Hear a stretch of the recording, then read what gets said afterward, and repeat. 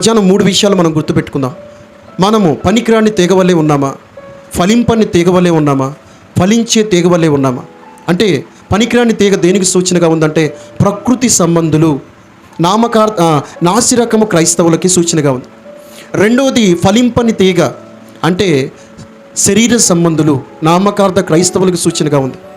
మూడవది ఫలించే తీగ దేనికి సూచనగా ఉందంటే ఆత్మ సంబంధులైన క్రైస్తవులకి, అంటే నాణ్యమైన క్రైస్తవులకి సూచనగా ఉంది. దేవునికి స్తోత్రం, హల్లెలూయా.